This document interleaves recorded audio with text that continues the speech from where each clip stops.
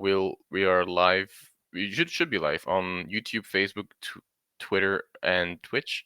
So I'll check the Twitch because that's where we usually get the people who are watching. But as I see, oh wait, Twitch is live right now. It should say.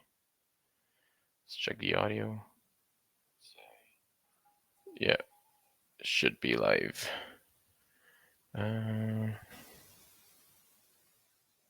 just watching an ad on Twitch for our own streams. Perfect. Which is actually about VR. So it knows. It's like it's listening. Yeah, it knows what we're doing. All right. Yeah. So we are live. Okay, all right. So, hi. Thank you, everyone who is joining at the moment.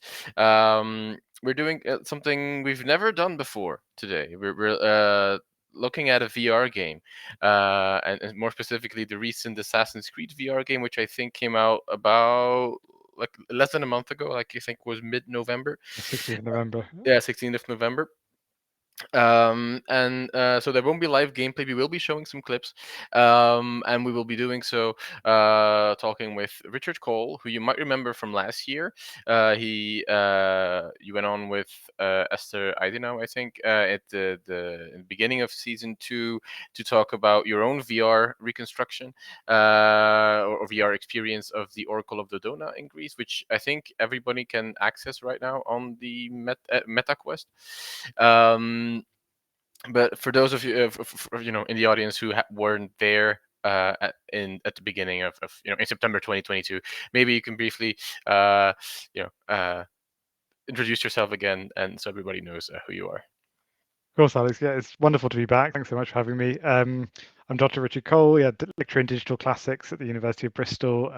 Spent the last 3 years on the Virtual Reality Oracle project, where we developed VR simulation of visiting the ancient Oracle of Dodona, and used that for both research, teaching, and outreach purposes. So it's been really interesting to see a commercial entity like Ubisoft really put a lot of time and effort and money into developing sort of fully fledged VR game out of the Assassin's Creed franchise. I also work on video games and use VR quite a bit in my teaching as well at the University of Bristol. So it's been really interesting again from that purpose to sort of see how far things have come from kind of reimagining ancient structures to actually being able to run through the streets of Delos and Athens as you can in Nexus. Looking forward to the chat. Yeah, so I just put the link to your VR Oracle in the chat, so anyone who's interested can check it out. Is it exclusively to MetaQuest, or is it? You can download it on the Google Play Store as well, Okay. and you can access it on YouTube just as 360-degree videos. Because unlike Assassin's Creed Nexus, we did make it accessible and kind of multi-platform and not exclusive to MetaQuest VR devices. We'll talk about accessibility, I'm sure. Yeah, we have some things to say about Have that some thoughts. particular aspect of it. All right, so if anyone has any questions throughout the event, just put them in the chat. We'll be, like I said, we'll be showing some gameplay that I recorded a couple days, weeks ago, so I'll share that here. Warning though, with VR images, there is the I think this is better. There is the risk of becoming nauseous if you watch them, or if you play them. So if anyone during the event gets nauseous in any kind of way, please do let us know and we'll turn it off. Don't leave the event. Just let us know and we will continue to talk. We won't be discussing the gameplay live or anything. We'll just let it play in the background so you get an idea of what the game is, because I can imagine, or I guess we'll talk about this as well. Like VR is still very much a niche, I think, on different from console gaming. So I'll let that play. This is gameplay from the ancient Greek level, so the first ancient Greek level, so set on Delos, and yeah, I'll let that play, and I'll have the disclaimer up there as well.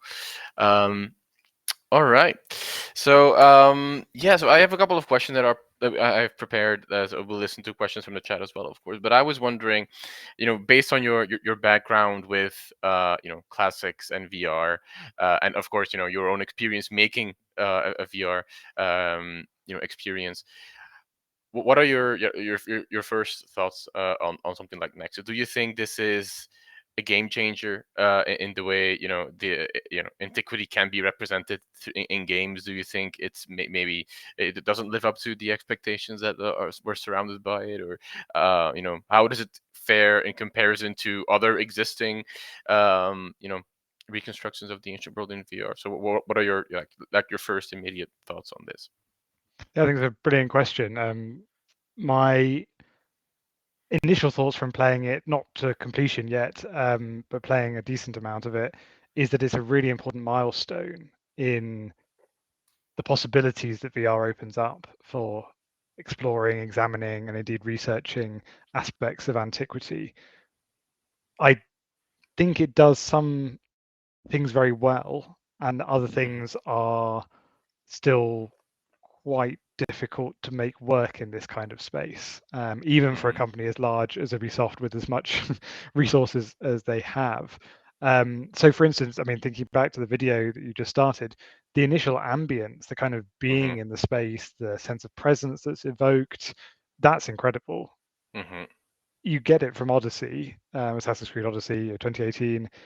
You do really feel the richness of the world, the research that went into that, which we know went into that from the historical consultants that worked on the game, the music, the voice Mm-hmm. acting, the NPCs' behavior, the quests, the wide nature of the world, how much of Greece you can explore, etc. You get all of that, but you're still at a remove. You're still an avatar. Mm-hmm. You're still Yeah. separate from it, and you can Mm-hmm. observe and sort of take photos of it and enjoy it in lots of different ways in Assassin's Creed Odyssey. But there's a limit to how far you can be in that world. Mm-hmm. Putting on a VR headset and being in a space that you're familiar with from that game, and also kind of for us from research and teaching purposes, is incredible because it Mm-hmm. rescales the world in a way that allows you to see it at a different level, Mm-hmm. a much more personal, individualized level, which is then where the issues start to come in. Yeah. While you are separate from it as an avatar, and while you can look at it distantly in something like Assassin's Creed Odyssey, you've got the full power of computers and the latest consoles to render all Mm-hmm. the graphics. You have the ability to kind of run through that system and understand how it works as an avatar. Once you're in VR, everything changes in that kind of way because Mm-hmm. it's you, but also it's not Yeah. you. And that kind of weird tension and ambivalence is kind of what can really work sometimes, and also what can really throw you out of the experience. Mm-hmm. So, just on the level of technical details, you look at your arm, and your arm is not your arm. Yeah. Then the graphical fidelity of how that arm responds in the game Mm. world is really bad in many Yeah. ways. I'm sure you've found this as well. Yeah. So the hand is, of course, that's pretty good because and it notices the fingers and it captures that pretty well. But the arm itself, like it looks like it goes really really Yes, weird. and it's a tentacle arm basically. I mean, yeah. if you leave the controller outside the play space and then look at it, Yeah. your arm is like extended out the play space. It's very weird, but it's that in itself is not necessarily a game changer because it's part of the issues with the tech. It's also Mm-hmm. weird, for instance, having a controller that is a hand but is also a controller. You have to kind of get over some of those things, I think, to make VR work. Whereas if you think about like using a mouse and a WASD keys, we're so Mm-hmm. familiar with that, or a controller. There's almost a kind of inbuilt intuition there. Yeah. VR, we don't have that yet. I don't think it's not been around long enough. The controllers and the headsets are changing so Mm-hmm. frequently. It's not there yet, but it is still a little bit weird about as to how glitchy and quite weird it is. I mean, crouching as Yeah. well. If you look down when you're Mm-hmm. crouching, it's like the whole physics of your body is wrong, Yeah. which it just seems strange for a game of this caliber. But again, it might be to do with the still the limitations of where VR is at the moment. Mm-hmm. I think legs in general, right?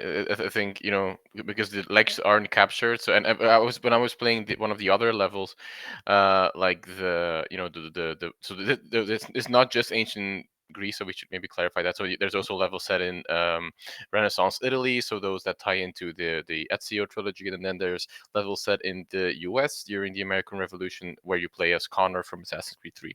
And for example, I don't remember with Cassandra here, but Ezio and Connor, I vividly remember like the legs. They seem to be like somewhat like it seems like I was bent over in a way, like or like the legs wouldn't like straight down. I think, and that was a bit weird. Also, when you're climbing, it feels like you're you know you grab something and then it is like straight down, or you sort of grab onto with your legs, and that feels a bit weird.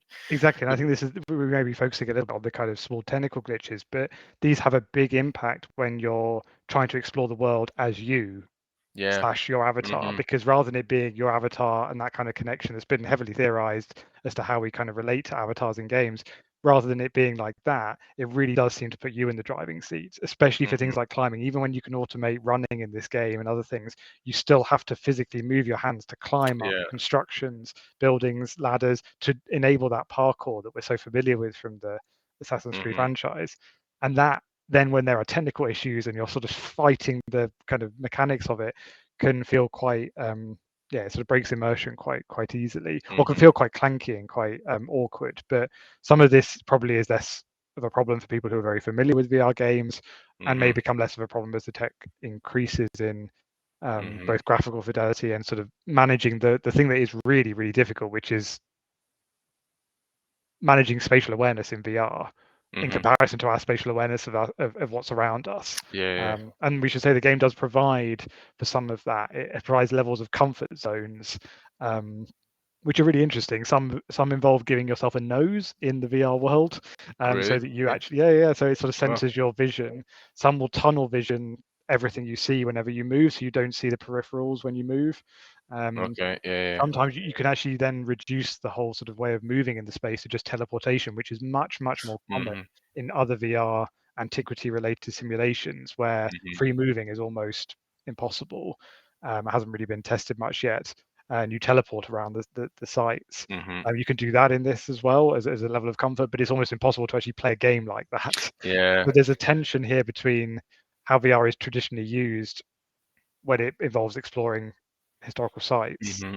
and the free roaming kind of gaming play that Yeah. it is aspiring to, which I think if you do go to the full immersion setting, I could definitely speak for myself, it made me feel horrendously sick very quickly. Yeah. And that's if Ubisoft is watching, that's not good news from a VR expert. But also Like, it's so tailored and so specific, because Alex and I have been talking yeah, about this. Sometimes it makes you feel sick, sometimes it doesn't. It's yeah, really variable as to how you're feeling that day, how much food you've eaten. yeah. That's what I know. Significant. Yeah, yeah. Like if I didn't eat anything beforehand, like for a couple of hours, like I felt more sick than I didn't.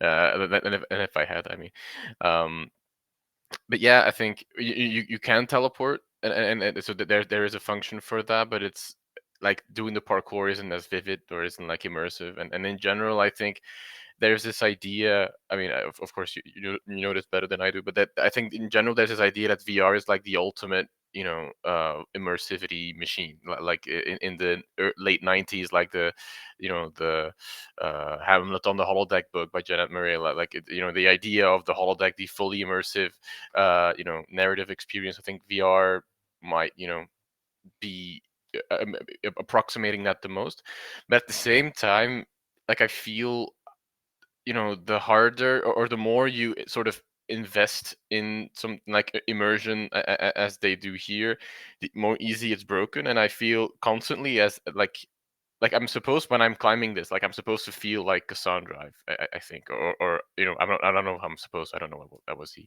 intention now, but I feel much more like myself than I do like a Cassandra, because you're the one doing this, and I mean Cassandra is supposed to know this space, but I'm looking around and looking for things.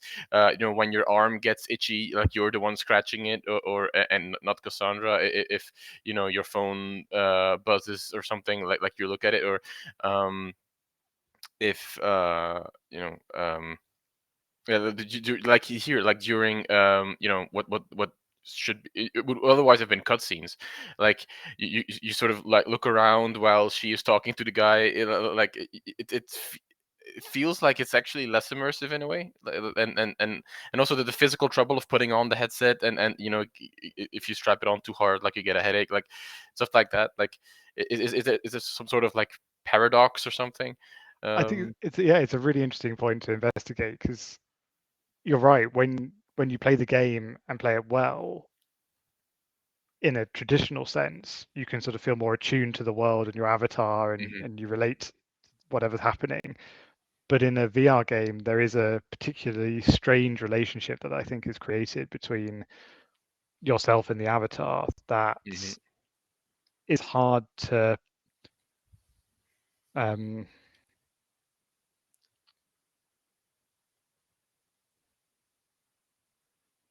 it can break down quite easily mhm, when you hit both the technical glitches, but also when you try and understand, yeah, what you're doing in the world. So I agree with your points about when it sort of broke down for you. But I was thinking as well about the combat, for instance. mhm. It's unlike a sort of traditional game. You don't have the good combat sequences because you're trying to do Yeah. it. So what it offers you is sort of is that, yeah, they call it the ultimate empathy machine, sort of ability to connect to other people. And the narrative Mhm. point we'll come back to, but it also seems to offer you, the ability to actually do the fighting yourself, actually do the parkour yourself. Yeah. Yeah. Of course, what's quite funny is that does rely heavily on you being good at VR, Yeah. which True. is in itself quite a skill. And so I automated the parkour after a while because it was quite hard to make the Mhm. jumps work. Whereas in a normal game that could be fine, but in a VR game when you're meant to break every 30 minutes to avoid getting motion sick, you can't keep testing Yeah. No, and it's true. failing all the time. So then that, and like you said, then that's not kind of how Ezio or Cassandra or Connor would actually be in these spaces or how we're used to them being. So it's like it sort of it reveals all of your um, foibles in that space, which I Yeah. suppose is also true for us. We've found, Alex, when we've experimented with players' Mhm. interests, some players who are less interested in games themselves, but are really interested in the reconstructions of antiquity, for instance, they're not very good at the combat in Yeah. games, and they'll openly explain that and discuss that, but they still get to explore the world freely. And I think in this, it's trying to offer you much more ways to explore the world, more ways to tailor that experience, more ways to kind of really feel it. In some of Mhm. those, I think it really works, like being right up close to the temples, being right up close to the Yeah. sculpture, being able to crawl over everything. But in other ways, it sort of almost takes away from that experience because you have to focus on your janky arms as you try Yeah. and climb out Yeah. walls, and bad sword animations, and kind of weirdly just being able to sort of wiggle a sword at someone to attack them rather than actually having to engage in the proper Mhm. animations and everything. So there are some drawbacks, but all of this is to say that this is the first, like I said, it's a benchmark, a kind of Yeah. milestone in Antiquity VR simulations, let alone games, because Mhm. there really aren't any Antiquity VR games. This is kind of one Mhm. of the first. There are lots of Antiquity VR simulations, some of which have started to include free roaming. Thinking Mhm. here of Rome Reborn and the Yourscape apps, most of which they still rely on teleportation if they let you move at all. Yeah. Indeed, the one we built, it's more like a 360-degree video that plays, relies more on the kind of world building that VR does for you, and then the empathy that you can be gained through um, narrativizing those spaces. So that's the Mhm. other thing this does, is that it's not just a beautiful reconstruction, not just somewhere you can explore, but it is also a narrative. So Mhm. and that's another thing that you don't really get in Antiquity VR simulation. So it is doing two things together in Yeah. quite an interesting way. Yeah. Because I mean, with many VR games, I feel like it sort of feels like a glorified tech demo sometimes. Like you know, like we have these plane simulators, I think, or those VR bowling things. Like it's sort of like it's an attraction, right? Right. Like it's like going to a circus, or like I could have to experience a novelty of something, doing something new, like in VR. But you're not gonna spend 30 hours bowling in VR because it gets boring after a while. But here, and we see this, I think, with some other announcements as well, like in I think next week, Asgard's Wrath 2 is Mm. supposed to release, and that's like a fully mythological, I mean, it's called Asgard's Wrath 2, but it's set in ancient Egypt, I think, or Egyptian mythology, and you're supposed to find Loki somewhere in Egypt, which is not the first time games have done that. But it's like it's a fully fledged RPG, like 60 hours long, that it just happens to be VR, and that's how I felt about this game as well. Like obviously it's Ubisoft trying something new, and that's what they've always done. Like they try out, you know, movies, they try out live surveys, they try out their TV show, they try out Netflix, and now they try out VR. So it's a way of, you know, building a further foundation for their product and their brand, I think. But at the same time, I was surprised at how deep it is, and like there is a narrative, there is actual history, like not in this level, but in another level in Athens. Like so, it's set after the events of Odyssey. So Odyssey stops at about 425, 21, I think, BCE. Then this level is 405. So after the Battle of Aigos Potamoi and um, so the Spartan rule of the 30 in Athens, and there's, you know, actual characters, or you know, people from history there, like they're and they're implemented, and we've seen it earlier as well. Like you have these little codex entries. I think there's about 70 of them that you can find, and it's like pretty well researched. So I was surprised about that. Like it's you know, surprisingly deep, and maybe, you know, what it lacks in maybe like VR gameplay features, because after a while you do sort of get bored of the, you know, going through chests, or opening this crate and something like that. It makes up with narrative and you know, history, I think. Yeah, I'd agree with that, and I do think the historical constructs, as they're called in the game, Yeah, like kind of entries in a in a sort of journal or yeah. a sort of encyclopedia, are really interesting in this particular case because, like you said about Ubisoft experimenting with things, I think that's exactly what they're doing. And my reading was actually kind of what they've done here is blur the Discovery Tour features Yeah. with gameplay. So rather than that being two very separate things, I know you had historical locations in Assassin's Creed Odyssey, for Hmm. instance, but you know, you didn't actually have to stop and read them. It just was like it's discovered. You can go and look at it in the map if you want. Hmm. You carry on with the world playing. But here, if you pick up a historical construct, it stops the game and it's there in front of you. It's actually much Hmm. harder to skip those sorts of things in VR because it's just Yeah. literally in your face, True. and it's kind of, you know, it takes over your um, the world for a moment. Hmm. So I do think that was quite interesting that there's this sort of, because again the discovery tool is all about, you know, going here, finding that, finding something about it, but it's Yeah. also all outside of the kind of gameplay world, whereas this is in it. So Hmm. that was quite interesting. And I do think there's also obviously kind of the elephant in the room is that VR is underpinned as an idea Assassin's Hmm. Creed since its inception. So Yeah, there's yeah, a exactly. Yeah. really lovely kind of meta Yeah. narrative, almost in the very fact that you are in a VR headset when playing this game. I mean, I think I've always think of that lovely line from the Honest Game trailer for Assassin's Creed Odyssey that said, you know, everyone's favorite thing, in a very sarcastic way, you know, jumping out the frame and the gameplay every 30 hours to experience the frame story, Yeah, and to exactly. remind you that you're, you know, a Mm, person, everyone in a VR mm, headset. In that case, which of course is really quite funny to think with here mm. because that is exactly what you are. Yeah, and that's exactly how it starts, like, right? Like it's you know, the opening scene, I think, is it uses the camera in the headset, and you're in your own room, and like you're the one being haunted. Like you don't get a name, you do get to like a voice, I think, but it's like it's you experiencing this part of history through, in this case, Cassandra, which, you know, sort of like we talked about that, you know, contrast Well, here's the between historical yeah, construct here, just yeah, actually working exactly, yeah, there. Yeah. Sorry, temples Alex. and banks, yeah. No, like it sort of, yeah, resolves or fixes the, you know, the contrast that we said earlier about self and, you know, or me and character, like the ludic and the narrative, um you know, in a way that I think most other, you know, VR things might not do that. Um, so yeah, I And mean, when I I was thought, playing, yeah, sorry, go ahead. I was going to say, I thought some of the best bits actually in the start of the game were the setup, the narrative setup. So Yeah. rather than it being kind of, oh, we're in the frame story and not, you know, the historical stuff, which is what we're all here for kind of thing, I really felt it worked because you were in the VR headset. You have initial VR meetings with the other Hmm. protagonists, and Yeah. it sets it all up like that. And they actually even, you know, take the headsets off and then disappear from the simulation in that kind of very Mhm. much meta way of, as in the company all Yeah. wanting us to be in VR spaces, having work meetings together. It sort of visualized that quite well, and because you're not moving in that space, I actually thought the VR worked really well because it doesn't involve any kind of motion sickness. You're just Mhm. in the world, seeing the setup, and you're really there. And I thought that Yeah. that was some of the strongest kind of setting up of a game I've had, especially in a VR space, because it's sort of, Mhm. I don't know, it's almost like it was built for it. It drew on Mhm. all the benefits of the technology and it tied them so closely to the narrative. Once you're actually Mhm. then there exploring, I think there it sometimes works well, sometimes less well. Mhm.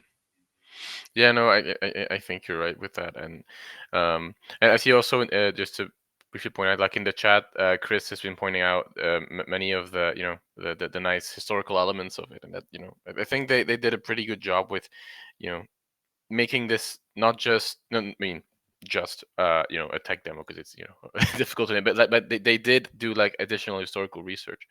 Although, what I also found out something that we briefly talked about before this, before we started is like, so there's three narratives in the game. So there's the Ezio, the Connor, and the Cassandra narrative. And so Ezio was released, or the early Ezio games were 2009. Then there was the 2012 for Connor, and Odyssey is the latest one, 2018. And like I at the beginning of when we started, you said the ambience is great, and I agree with that, and the audio and stuff like that. But at the same time, because Odyssey was released in the PS4 generation, which is graphically but more advanced than what VR is at this point. Like, you do notice like the big difference here in a way that you don't notice it with Ezio and Connor. I think especially I think we saw it earlier a bit like with like the sea and like water physics. Like it just doesn't replicate what we had in console gaming 5 years ago, and that was another thing that sort of maybe like takes you out of it in a way, and that you sort of breaks the immersion in an effect. So I don't know if you have any thoughts on like. I mean, I'm not asking you to predict the future, but like how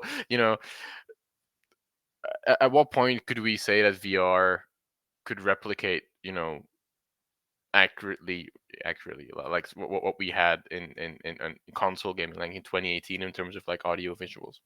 It's a really good question. I would totally agree with you on the point about the Connor and Ezio levels. I mean, in many ways, it almost feels like exploring Oblivion again as well. Yeah. Not even just the Assassin's Creed franchise, but that kind of level of realism that was evoked Hmm. in, which is quite stylized realism, not the kind of hyper realistic or hyper Hmm. real kind of graphics we get these days.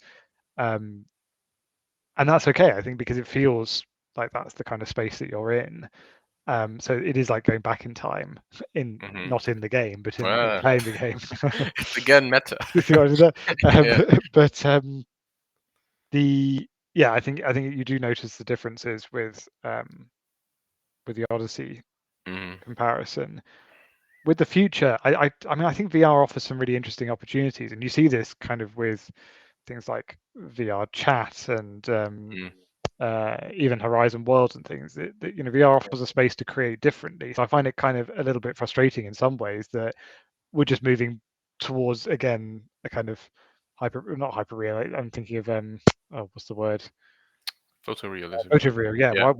Why are we just Mm, automatically moving yeah, towards true. that? Hmm. I mean, I know I get why here because they've Hmm. got a franchise and they've already worked their way towards that. So that's what we're getting. Hmm.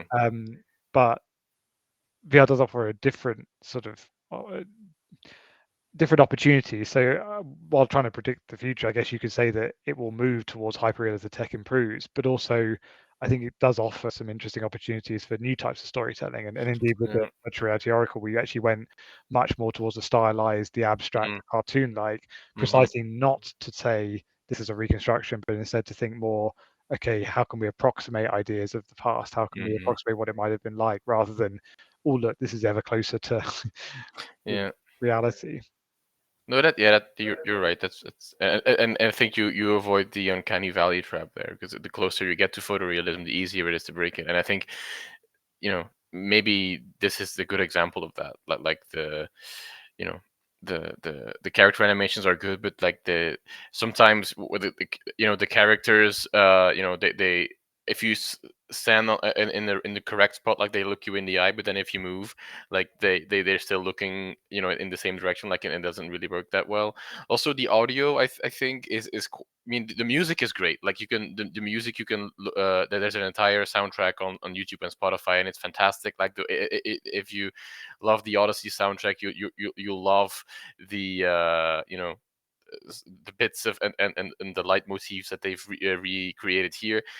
But the voice acting, apart, I mean, in the Greek level, apart from Cassandra herself, who is always amazing and excellent, like the NPCs, they're ancient Greeks with like a thick American accent, and like the way they pronounce "Aigos Potavoy" is horrible, and it's such a step down from what Odyssey did with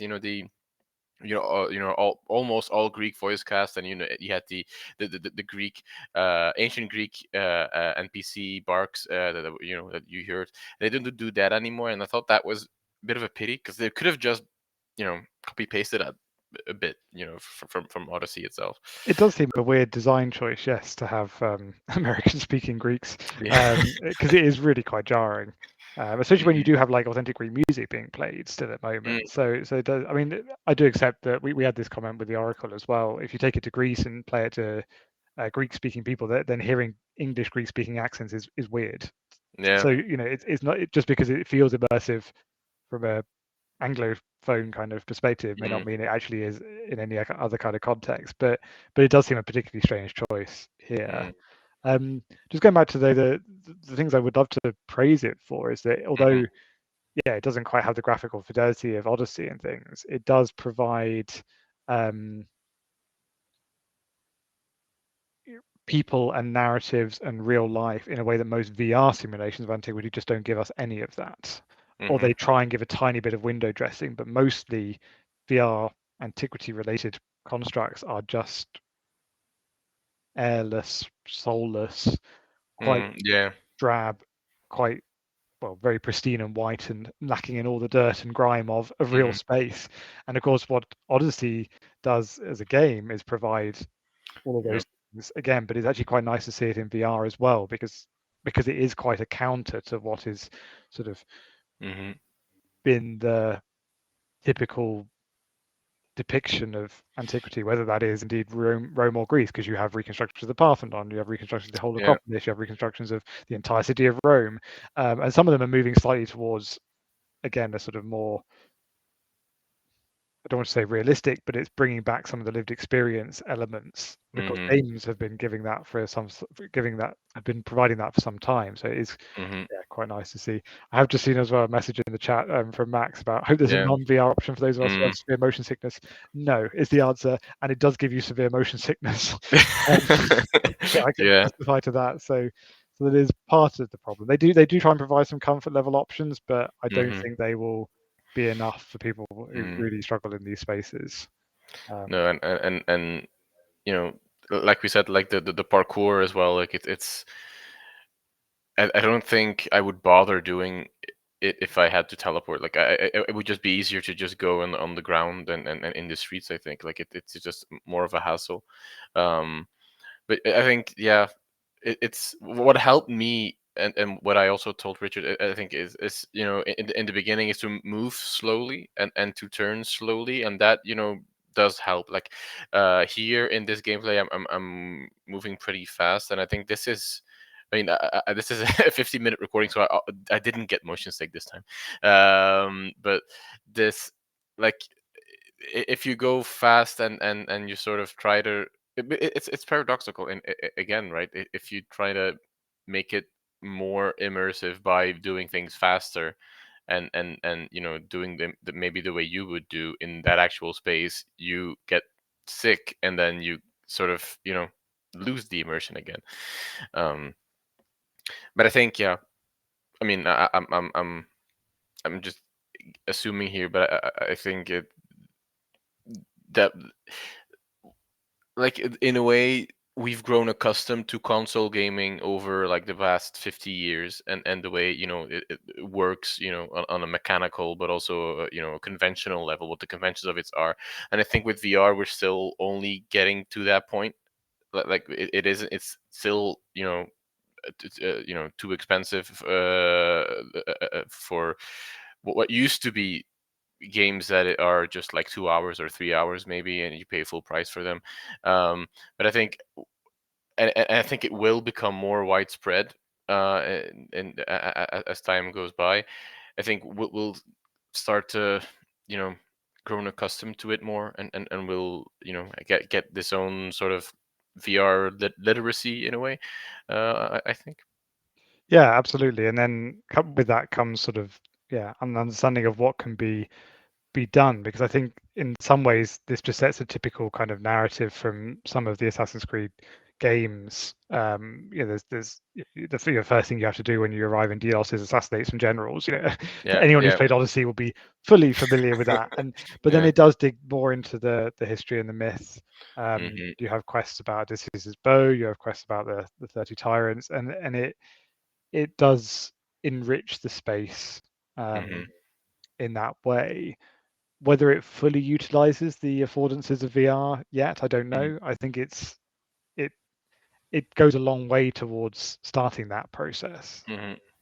And while it doesn't work in some ways and feels janky in others, it is still quite inspiring to see and experience the worlds that we actually are Hmm. already familiar with in quite new Yeah. ways. Hmm. And you can kind of forgive a lot of the early experimentation things where it doesn't quite hit the mark Hmm.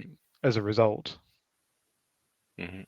Yeah, no, I mean, I realize I'm critiquing it a lot, but I do like it. I love it, and what it does, and maybe on that point, that like what the maybe the impact of the game might be. Do you have any idea about, do you think this could be like instrumental in communicating like new historical, or historical periods to a broader audience, or do you think it's still too niche to do that? I also don't think they had a big ad campaign. I don't, remember seeing that much of it on on social media. It also wasn't that. I mean, it was well received, I think, but it also didn't, break any, you know records, I think. I What do think you think? Yeah, sorry. yeah, it's a good question. I think it'll be held up. It already is being held up as far as I've seen in reviews as kind of a marker, like Hmm. but against other games, like it's not this, but Nexus Yeah, does it yeah. better or something like that. There's lots of articles already that sort of have using it as a benchmark. So I think it is a really important moment. Of course, it has come out around the same time as uh, Assassin's Creed Mirage, so Yeah, yeah. it's bound to sort of again lose some of the kind of marketing. Yeah. A lot of air has gone towards that, so it's not going to have Mm, gained as much traction, I think, because of that. But also, unfortunately, it is really going to be for a small subset, is my reading, mm, because it's not just a VR game; it's a VR game solely for the MetaQuest. no. Um, so in many ways, it feels like they're marketing this towards a niche of a niche, Mm, a niche of VR users who have a MetaQuest who are also Assassin's Creed fans or would be willing to try a game in that kind of mode. hmm. Um, and you don't get some of the things that you love from the games, like you can't Spartan kick people off things, Yeah. and the kind True. of main feature, the sort of main selling point, I suppose, at least when I looked at some of the early marketing of it, was you could do the assassins, you could do the leaps of faith, you could jump off tall buildings, you could do the parkour. I think some of those hold up. Hmm. Like when I automated the parkour and you can run around the world, that feels quite different from doing it on a Hmm. keyboard or a Yeah, controller. that's true. Yeah. Combat definitely feels like it is a lot of work, and people have already Yeah. said this in reviews. But I was always really struck on a quite I can't remember which article it was in, but a really early one that said, you know, you won't be able to. They had put the assassinations in, but you wouldn't be able to torture people. Yeah. Was the thing that they had Yeah. made, and I was really struck at the time because this was about a year ago or something. I think that I read this, and we were in the midst of still testing the virtual reality Hmm. oracle, and I was of the view from that VR is a very powerful tool and can very much Hmm. change people's perceptions even of the ancient world through storytelling, through senses of presence in the world, etc. And so the sense that you could run around just doing exactly what Assassin's Creed does, which is rebuild the world very carefully and then let you just murder everyone in Yeah. it. If it's letting you do that, but in VR, Yeah. would that would that raise interesting ethical You're right. questions? Yeah. In the end, I don't think it Hmm. does at all because they've sort of put the guardrails in so firmly that murdering and assassinating people in this space feels, to me anyway, no different from doing it in a game-based simulation. Yeah. You don't get close in inverted commas to the enemy. I mean, there's more gory games out there. Thinking of things like Outriders, where Yeah. Yeah. entire bodies explode in front of you and stuff like that. That Yeah. they're far more gritty and quite sort of horrific in many ways than this ever would be because it's actually quite sanitized. Hmm. You see almost no blood.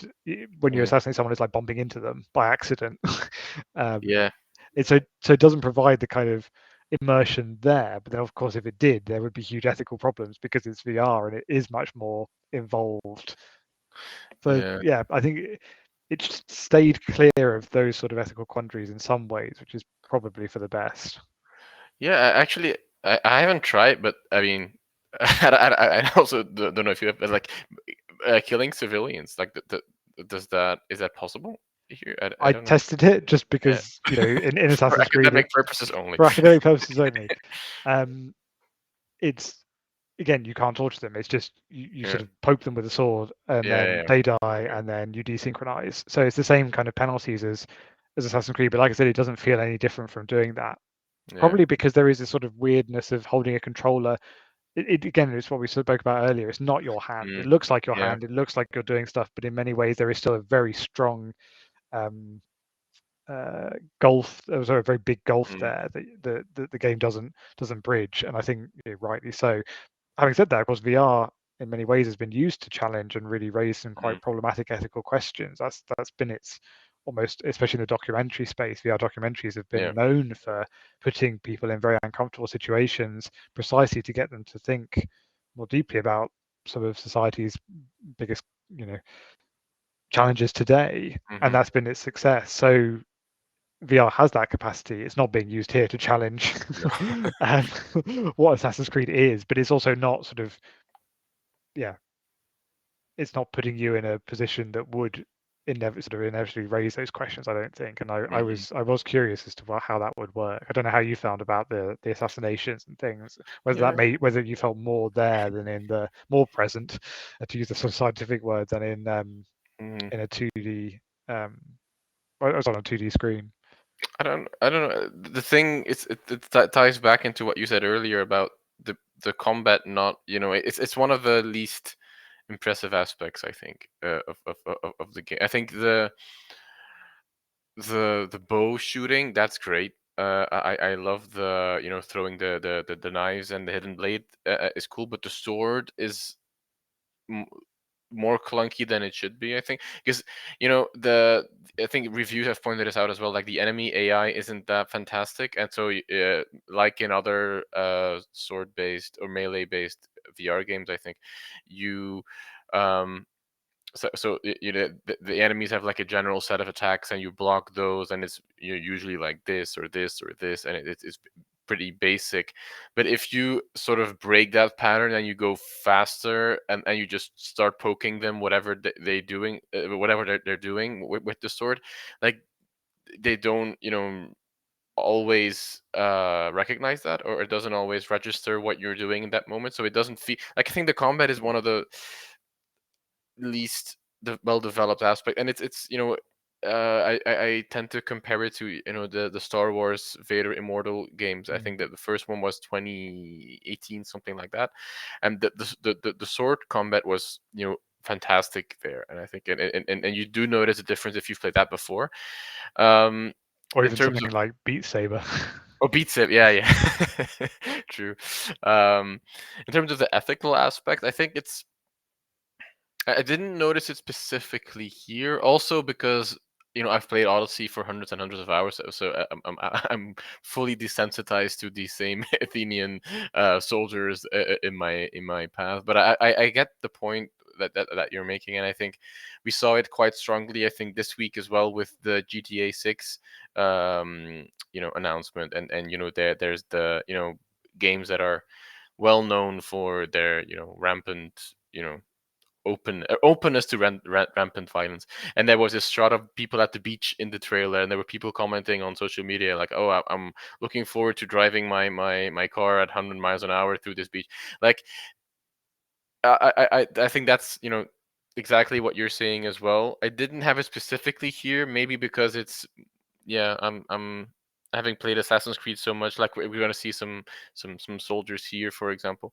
Like, it's a bit more cartoony in a sense. Like, here you see, like, I'm poking them, but they don't, like, it doesn't register that well. So maybe that's why I don't know.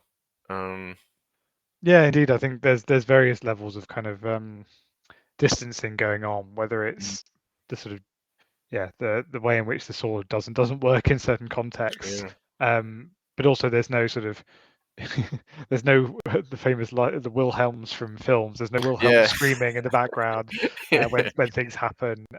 mm, You know, it doesn't, and because it's all sort of framed very much as memories, and they even say that yeah, nothing's real. In a way, they've almost sort of set it up as yeah. unreal in all It's those it's kinds of ways. it's fictional within fiction, in a way. Like, Yes, it's there's yeah, those distancing levels, but mm, again, I think it wouldn't really matter if we were talking about it in like just another game, because yeah, there's been social science research that's demonstrated there isn't really any kind of correlation between violence in mm, games and violence in reality.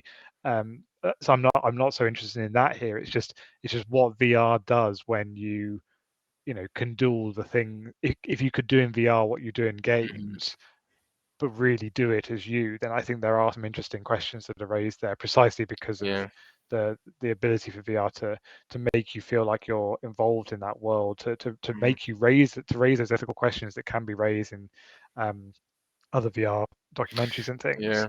Um, but Uh, again, because of that level of distancing, I think they just haven't got it. Doesn't. mm. It's not really a problem here.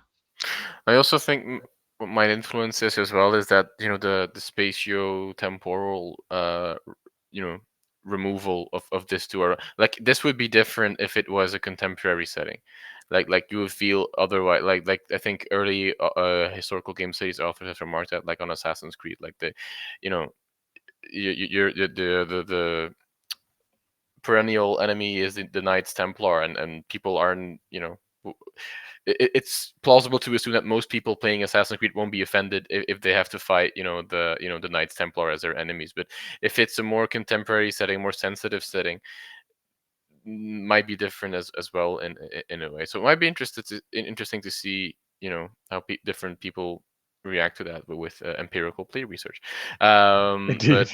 it's, I mean, and I don't know if that's, if because, I mean, I guess, like you said, most historical VR, not just antiquity, I guess, a historical VR media are still, within that purely, like, reconstruction. Like, it's just like a white Roman temple, and there's nothingness around it. Like, I don't think, maybe this would be like the very first case study that you could actually do that with, maybe.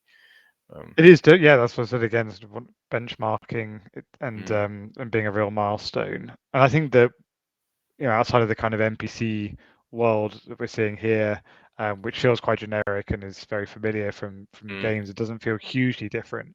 What was really quite nice was to, like, you saw in the video, be in the room with Odessa, who we know from Assassin's Creed Odyssey, yeah, to see her yeah, talking to you, to engage in that way. Because again, this is where VR shines, when yeah. the scripting behind the eyes does work, and they are looking at you, and Hmm. you're looking at them, but you're also able to look all the way around the room, and people come in behind you and all that kind of stuff.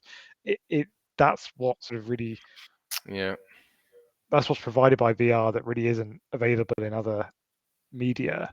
And Hmm. to see the game drawing on that and to immerse you in that narrative, I think was a success. And in many ways, the sort of the combat and all the stuff that actually we love from Assassin's Creed Odyssey Hmm. and the Assassin's Creed franchise, all that sort of extra stuff, you could almost get rid of it from the game and it wouldn't be massively different. I Yeah. would play it just for the narrative, because Yeah.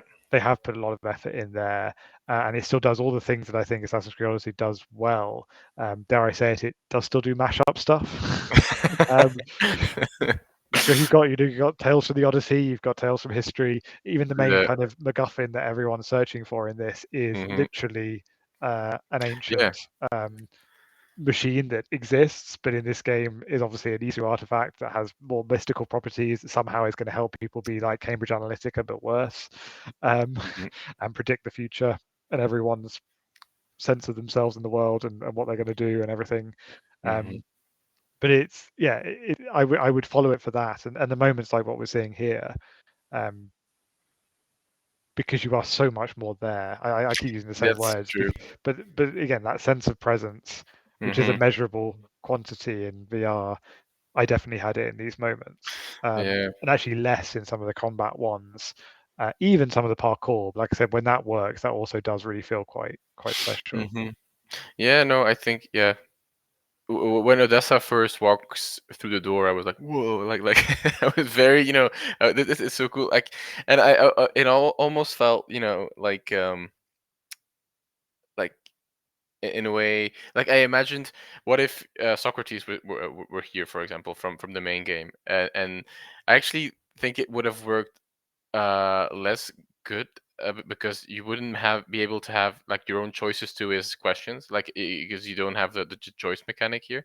So because you have the fictional Odyssey characters, I think it might work better in a way. But it's I think the main strength of it, and this is where, like you said, it truly shines, and it does, so well, is making you experience what you love and know from different games in a on a more personal but also different level.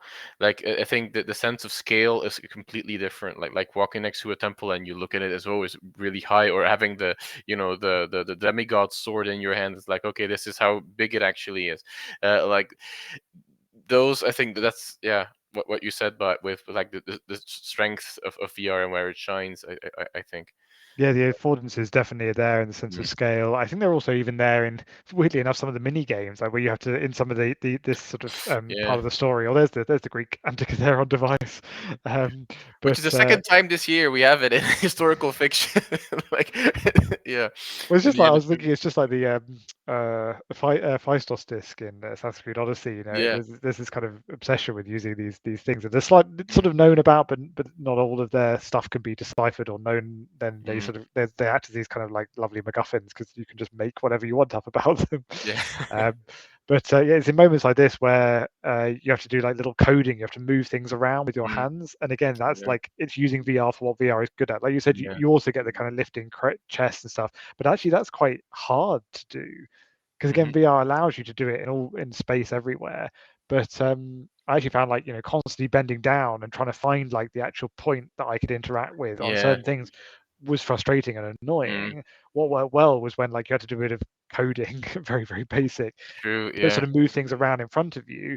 That's like, oh, okay, that's what VR adds to this. Mhm. And again, it's woven into the narrative. It's not just a mini game for no purpose. So Yeah. again, it's finding that, and we were talking about this after a seminar that Dunstan Lowe gave at the University of Bristol recently. But it's when certain games really sort of run with their story and their medium and their mode and their mechanics all at Mm, once. And we can see that with games like Hades, yeah. where it's so fun to play. The mechanics linked to the story, linked to the time loop, linked to the sort of sense of discovery and iterative generation of the story all at once.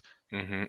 I hadn't, I didn't quite get that with this. It didn't run with VR to its max, not Mhm. just because of the sort of limits of tech in terms of VR, but I think because they were still telling quite a typical AC story in many ways. Like it sort of sometimes really gelled well with what was possible in VR. Sometimes you felt, why am I doing this in VR? Mm, or yeah. VR is not helping here. It's actually making things harder, and I would prefer to do this in a space that either Mm, wouldn't make me feel sick or I'm more used to. yeah.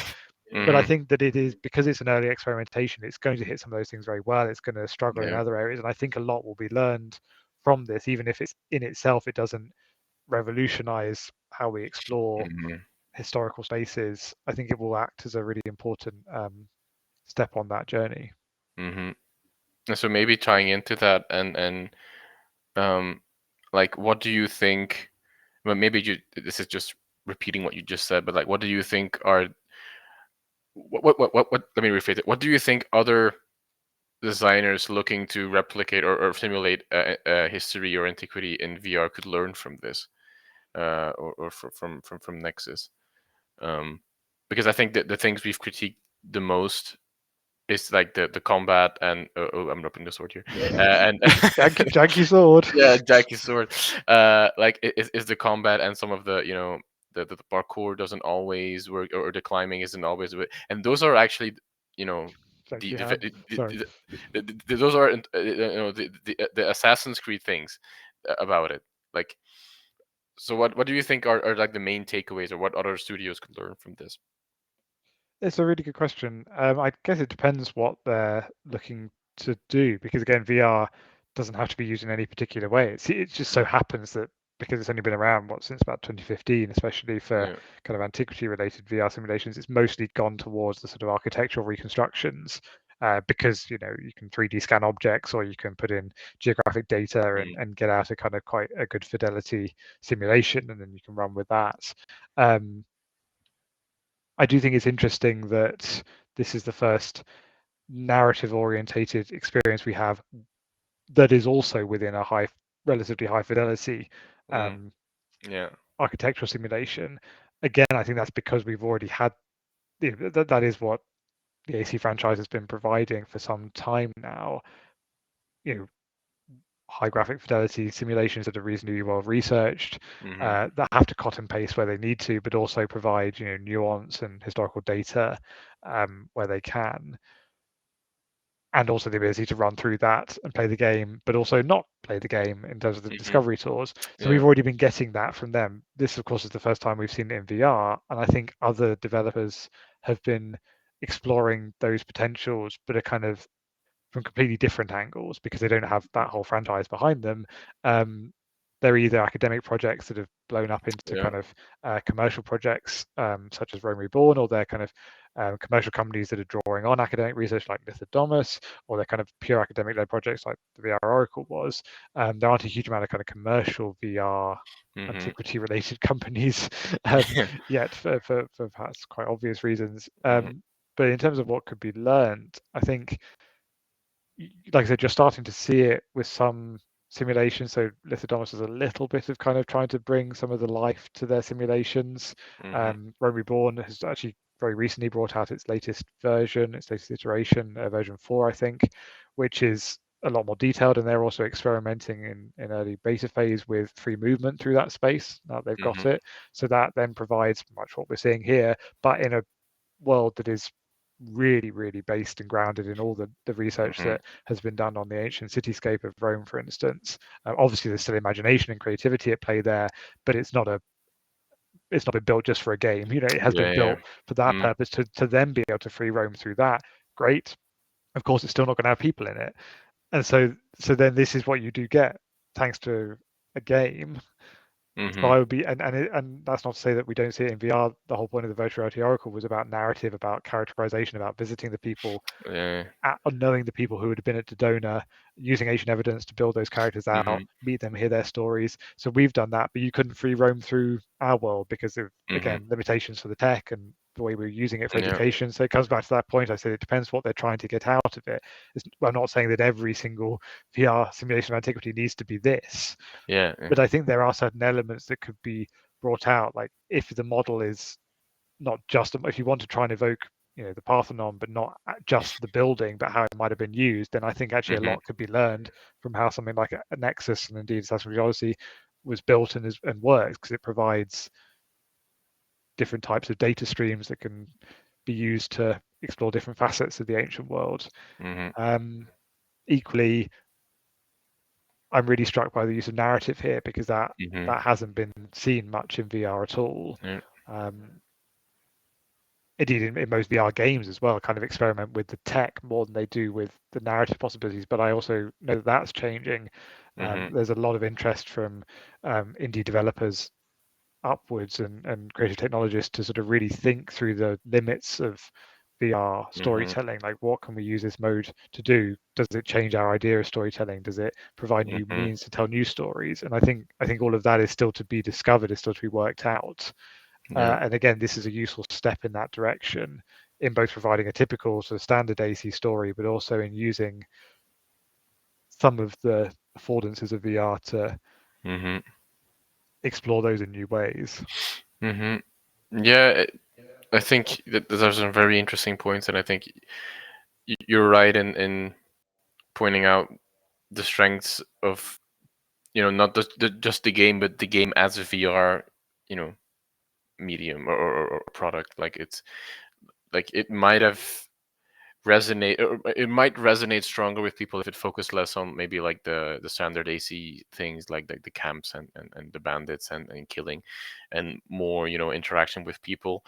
But it might have felt less like a game in that respect. So it's although Yeah. I do think I haven't made it that far in the game yet, because I also haven't finished it. But like, for example, I saw in the trailers, like there's I guess this is in Athens. Like there's places where you can play dice games with like NPCs, like the way you kind of like AC Valhalla, like the Orlog, and I think stuff like that is like it's you know that is like the, depending on how good the dice physics and randomization, of course, is, you know that might be, the really powerful way of moving forward and doing things, the way ancient Greeks would have done them, maybe, and in a way of, conveying it authentically, conveying powerful messages, and doing something interesting with it, because It like goes you back said. to the. Oh, Yeah, sorry, sorry. sorry.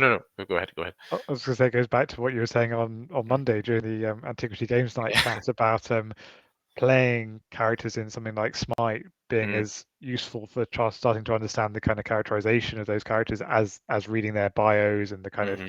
reception that goes on there. And I think you're right. I think there is a potential here. Parkour is obviously one thing, but you couldn't have done we wouldn't. Yeah, Parkour's great for exploration in a way that is yeah, impossible in Antiquity, but I think you're right. There are certain modes that you could draw on that would allow you to go, okay, this is what praying might have been like in yeah, Antiquity, which would have been different exactly. from how Yeah. we understand praying, or this is what participating in um, a ritual would have felt like. I know people are thinking about Hmm. using VR to put people in sort of theatrical settings or in other kind of complex ritualized settings that are hard to empathize and relate to today. That's precisely why we use VR for the Oracle. Yeah. It was what might have been like to visit an ancient oracle, specifically one where we do know some of the questions that were asked, and we know some of the data about the site. Hmm. Um, it, I think VR can sort of raise those questions and put you in and challenge you to think about that. Hmm. So I think you're right. There is huge potential there, Mm, uh, but it does have to be carefully thought through in terms of what are you using it for? What are you aiming to get hmm. out of it? Yeah, that's yeah. It's interesting that we the conclusion of it is might be more interesting if it does exactly what you do with No, yeah, no, but I'm not, yeah, like, but I think it's true. Like, I also I'm reminded of what Hamish Cameron has talked about a couple of years ago. I think, in one of his live streams, he showcased how he in the AC Odyssey story creator mode, like he recreated the going through the Delphic Oracle, like as a sort of experience for, I think, his students it was. um, so it's less about making, or and I don't know what I'm doing. I think I'm looking for the knife. Yeah, you can't do that while crashed. I've noticed, which is weird, because where does the knife go? But it's it's less focusing less on the the purely or almost purely like ludic or video gaming conventions of the medium, and doing something, maybe approximating, and focusing more on the virtual, maybe less on the virtual, more on the reality aspect of it, and doing things that you might not otherwise get the chance to do, and experiencing them that way. I do think the parkour helps in that. Like, I think the parkour in Assassin's Creed has worked so well, because it's the perfect way of you know get achieving a relationship between the player and the environment. I think it does that in a way that Precisely. other games don't do that. Like, God of War, in the more recent ones, you can't jump or you can't climb on any I mean any structure that doesn't explicitly is shown that you can climb on it. um like, and I think, like, there's this, I think it's been called ludotopic movement or something like it works so well because it's so lavishly designed, and it lets you experience the environment to the fullest, in a way. And I think with Nexus as well, like it thrives on that. Like just, like I'm doing here, like you're just climbing on things, and you're getting vantage points, and then you can scout the environment. And I think that works really well. It's when things go more into the conventional mechanic side that yeah.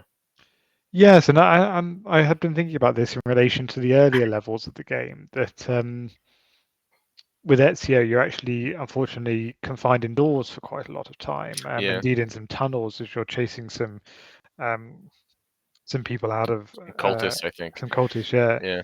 And that's where VR really didn't add much for me, because you're just in the Mm. corridor. Nothing's actually happening behind you. You're Yeah, still on a linear kind of platform that's true. in many ways, and so that was Mm. limiting. That didn't feel like it was necessary for the effort that was gone into the VR. When you're actually out in the world like this, that's when it really does Yeah, come to the fore, it's true. and you get a much, yeah, I think you're right. That's a really nice way of reading the parkour in a traditional kind of console or PC game, but here there is another level being added to that, Mm-hmm. because it's you doing the parkour, because you're getting that sense of scale, as we said, but also it sort of develops and deepens that exploration of the impossible. So Mm. as Yeah. you were showing with looking at the the freezes and the temples, things that we know would not have been sort of visible in that way, Yeah, yeah, but also exploring them in the way that we do know them today, because freezers have been taken off temples and put into museums at kind of yeah, eye yeah, height. yeah, So it's like it's always giving you your grease and letting you eat it too, um, to reuse that yeah. metaphor. But yeah, Mm, and I think that the VR does provide something extra there. mhm. Um, Yeah, and being able to lift up, I know we talked about this before, but yeah, I think you said being able to lift up uh, like black figure vase painting and actually see mm. it that Yeah, yeah, yeah. close, quite Mhm. literally to your Yeah, face. And that also speaks to something that is happening again in VR, but outside of games. These things are all sort of being mm, experimented with in different areas, yeah. which is why We're yeah, here we seeing go. that Black, it's literally, exactly here, by the way. like I just Yeah, like I thought knew you were going to. yeah, here exactly Yeah. this. Um, Yeah. but so yeah, so exactly that. Mm, So what the University of Bristol pioneered recently was a VR museum, mm. where you could walk through a traditional kind of museumy space, but actually go and pick up all the objects. So again, it's sort Yeah, of breaking yeah, down those kind of ideas and barriers between how yeah, we see cultural heritage, how we understand artifacts and their context, and letting you explore things again in impossible ways, but in ways that VR allows you to. So using that kind of pickup mechanic, being able to mm, explore the full 360-degree side because it's been fully scanned, etc. Well, you're getting that here as well, but it's not a museum. It is a kind of more living yeah, space. yeah, So you're yeah. getting the best. Again, it's that grease and eat it too. Um, Mhm. I love I that think quote. We should make it an actual like. If you write on this, use that as a title. grease and eat it too. Yeah. I think I sort of alluded to it in the mashup article, but it's Mm, yeah, it's becoming more and more a useful yeah. uh, framing tool for thinking through what you're Mm, getting here. But yeah, I think that how it's brought together some of those kind of experimentations with what is possible to do in a VR space, and how you can interact with objects in that. Like I said, I think it's not really pushing the boundaries in terms of how you can interact with yeah. combat, how you can Mm, interact with. Um, there's still janky elements with interacting with buildings and parkour, etc. But yeah, seeing those vases up close, yeah. seeing artifacts, engaging in those sort of Mhm. in the different spaces that are made possible, whether that's the sci-fi space, the historical space here that we're seeing, Mhm. the Ezio spaces in Venice. It does provide a level of immersion because of all those things coming together. Yeah. That even if you had all of them together, which we have seen in console gaming, is different. Yeah. No, you're right, and I think it will be interesting to see, especially because, like you said, this is a benchmark. Like this is, I mean, it's a new console generation of VR that is happening here. I guess you can spark a kick with your sword. It's yeah, like it's a new generation. I think it might be interesting to see where it develops, and I think it's you know giving you a sense of like almost like kinesthetic or tactile sense as well, like of with subtle vibrations when you hold the vase, and you get like you get a feel of the weight of it, even though it would probably be very different in real life. But it's like it's you these are tools, like you said, that can be exploited or explored maybe better, much better, and much more in the future. So I think it will be very interesting to see where that goes. Yeah, no, I absolutely agree. Because again, what we're seeing here is an interesting experiment with existing IP, Yeah. which in itself is an interesting point, because we've got Cassandra here precisely because she's Hmm. immortal, so it really Yeah. works in the narrative framework of the game. Yeah. Um, sorry, of the kind of canon understanding of the game world. So they're running with it and experimenting with ideas, but I do think, like you said, there's some interesting learning that can be taken forward here, Mm. as well as go back to your original question. Having worked on a project with VR, Mm. what did I take away from this? It requires a huge amount of work. It's because you're Yeah. not just building a world; you're building a world and trying to work all the physics out as well. Hmm. And it's no wonder there are some janky elements still, Yeah. because it's a complex thing to work out. So I think it's really good to see developers not being afraid to take that kind of challenge on, even when Hmm. they won't be able to provide and produce as smooth perhaps an experience Hmm. as they're used to providing. You can understand why a lot of companies would shy away from that. I mean, we've heard lots of news recently of companies like Creative Assembly stepping away from games that they were going to develop, because they were afraid it wouldn't have enough of a market. It is Mm. quite inspiring to know that Ubisoft was willing to take a Yeah. punt on this and to push that Hmm. that boundary, and see where it would go. Mm. And at the same time, doing additional historical research, and providing it also. I think that the tyranny of the 30, for example, as we see it here or later in the game, I think doesn't feature that many games, and it's a, you know, usually classical Athens ends with Pericles and maybe some Peloponnesian War. I don't think it goes much further than that. But so I think, yeah, I think you're completely right in seeing that this is, might be the first of a series of larger experimentations with this medium and the tools it provides. Yeah, Uh, and on that point, actually, just the historical content, something that I was starting to think about when exploring some of those historical constructs that you can pick up mhm, and then yeah, get the real time kind of history data given to you. yeah. Hmm. Um, in a kind of in a conventional gaming world, I would sometimes read those things, I would sometimes not. I would know there's a whole encyclopedia for Total War, but I wouldn't often go to it. Yeah, Um, yeah. Again, assessing how much this is actually used by gamers, whether they're actually interested in that, is something that we've started to explore together, and it is a really interesting Hmm. question.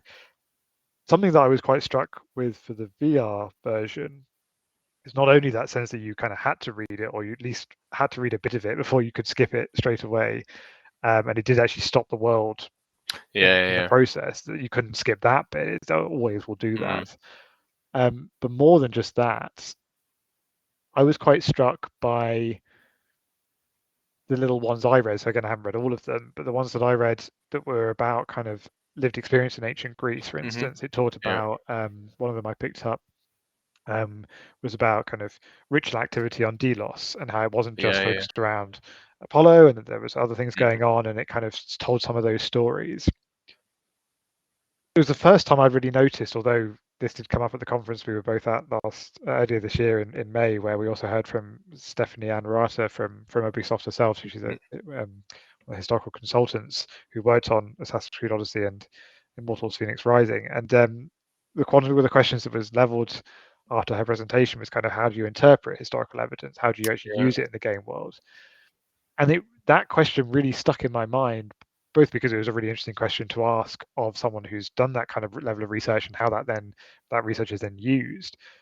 But it stuck with me, especially when thinking about Assassin's Creed Nexus, because the questions that we had about everyday life, the information you were given about everyday life, there wasn't a lot of interpretation going on. It Mm, was just, this is some stuff. yeah.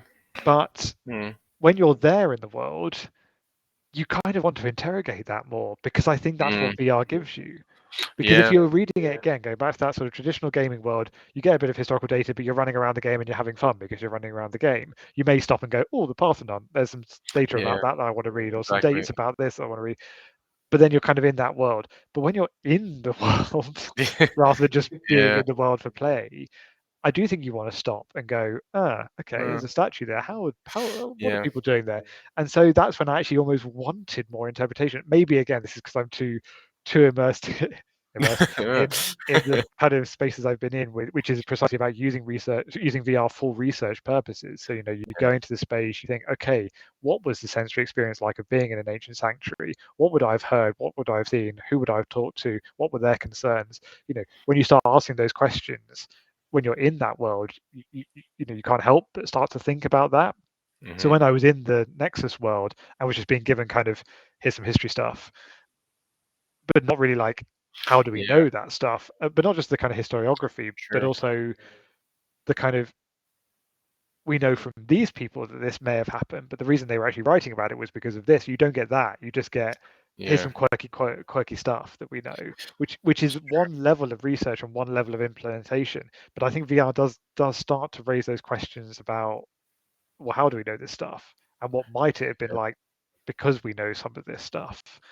Well, And so that kind of level of integration, I think, is perhaps where VR could do some more work.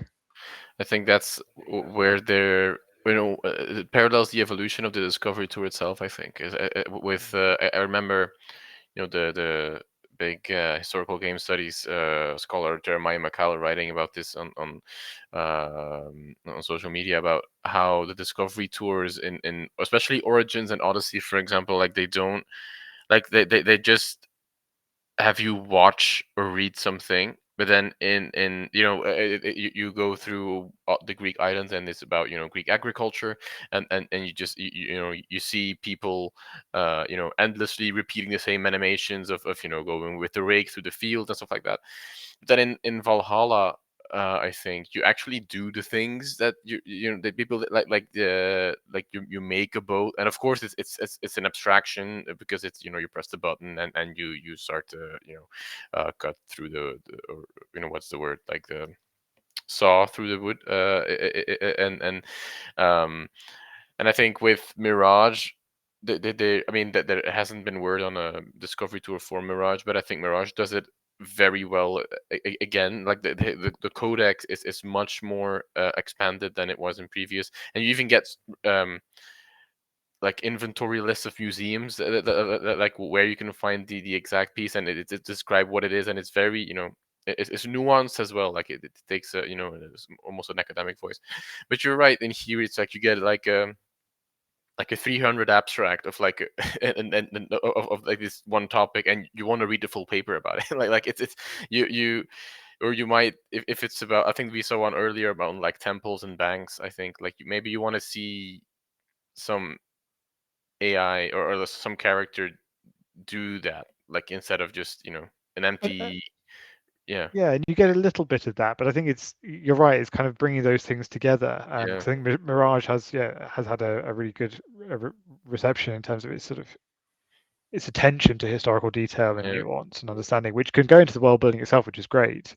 Mhm. Um, but it's again, it's just thinking about what are those VR affordances, and Mhm. if you're being told that some of these things may have happened and that's it, Mm. then it's one level of communication. And I think you're right. You could either be doing stuff yourself, or you could be, encouraged to explore a space where that is happening, or Yeah. take part in a ritual. You don't get to do that here. Yeah. It's not. Mhm.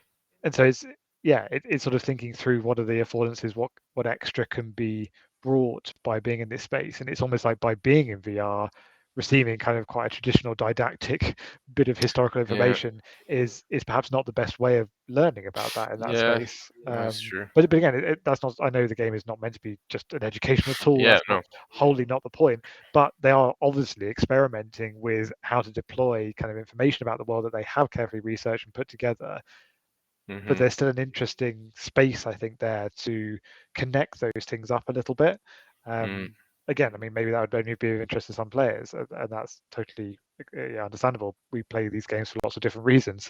Yeah. Um, Yeah. and that's also been borne out by research. But it's yeah, I think it is interesting to see them experimenting with a new type of Mm-hmm. encountering historical information while actually playing in that world, Mm-hmm. um, but perhaps not taking that to not taking that to its logical conclusion. Yeah.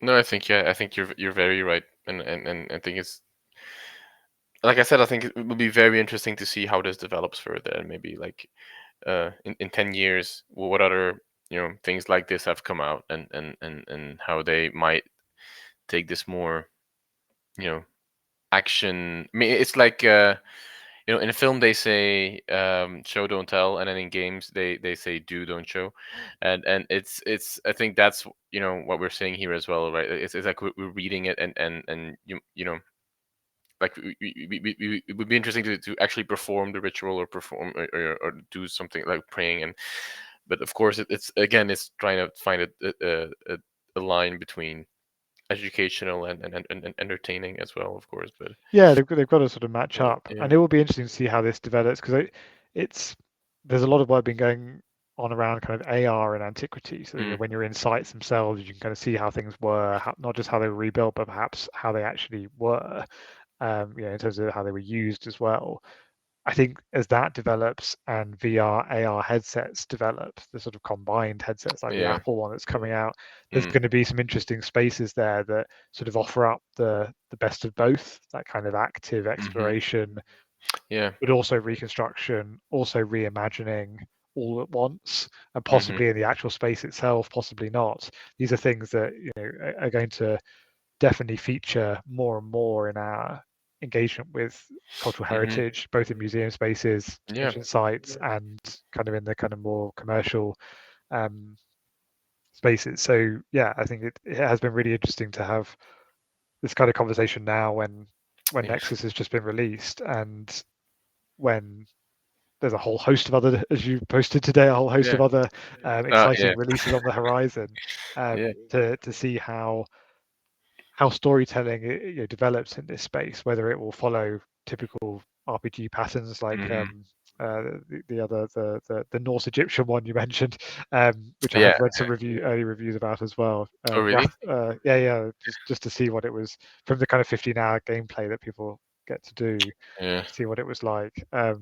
Yeah, I think there's going to be some work to do around finding the kind of the balance between VR affordances, VR accessibility, because it is fundamentally not an accessible Yeah. medium. So Mhm. do you try and make this something that can be explored outside of VR? Do you not? Do you sort of go full throttle towards the VR, but then do you really make it work for that?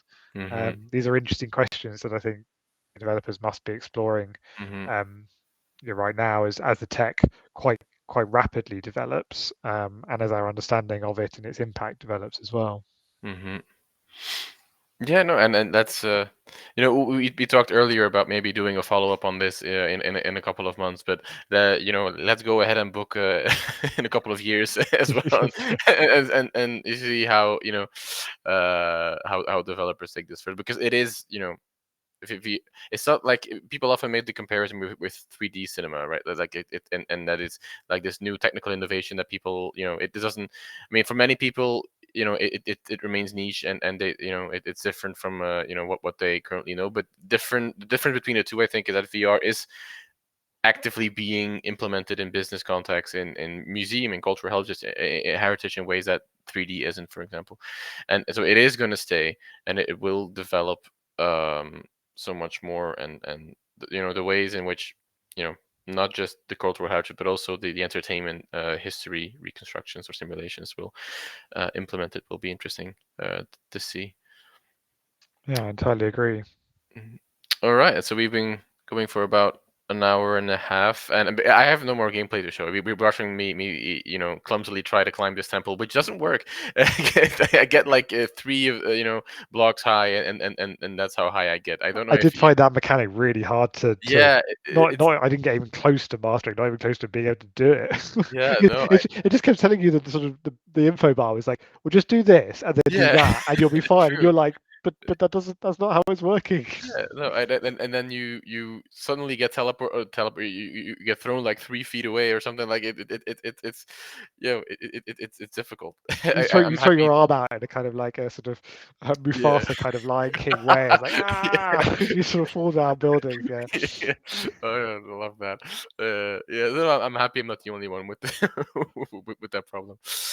Um, Oh, there is a oh, janky arm again. yeah, the janky, yeah, and then the knife that disappears when you crouch. Um, all right, so yeah, yeah, thank you, Richard, so much for talking, about this game with us. I think it was very insightful, information and opinions. I put some links in the chat to his VR Oracle, also to his article on mashups, which he briefly referenced. So join us tomorrow in the as well, where Kate Miniti and Jacob from the Saturday streaming will continue their run of Total War Pharaoh, and next week on Friday we'll be back with Adam from Ludo History to play Pentiment a bit further, and that's basically what we'll be doing until the end of the month. And then we'll have some exciting new things starting January, where I think we'll be playing Chia, the new Caledonia inspired based inspired based game, which I guess fits, but and which actually won a game award yesterday. So the game award for Game for Impact, which is awesome, and we'll looking forward to trying that out. So thank you, Chad, for being here, and thank you again, Richard, for joining. And yeah. Oh, what a fantastic lineup! And if anyone has any questions, you can about VR generally and its relationship to antiquity, do feel free to email me. Yeah. All right. So have a good rest of your Friday, and have a nice weekend, everyone. Bye.